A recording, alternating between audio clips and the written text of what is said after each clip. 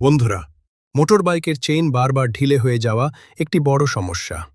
আজ আমরা দেখব কিভাবে খুব সহজে একটি পরিত্যক্ত স্প্রকেট ব্যবহার করে চেইন টেনশনার তৈরি করা যায়। প্রথমে একটি বাঁকানো মেটাল প্লেট নিন, যা টেনশনারের বডি হিসেবে কাজ করবে। এটি চেইনের কাছে নাট বোল্ট দিয়ে শক্ত করে আটকে দিন, যাতে এটি নড়াচড়া করতে পারে। এখন একটি ছোট স্প্রকেট নিন।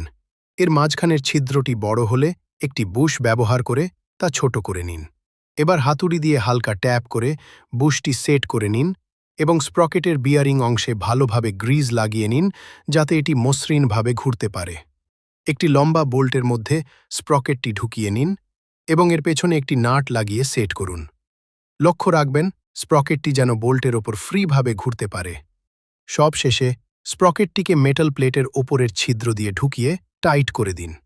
এখন দেখুন, আপনার চেইনটি আর ঝুলে থাকবে না এবং বাইক রাইডিং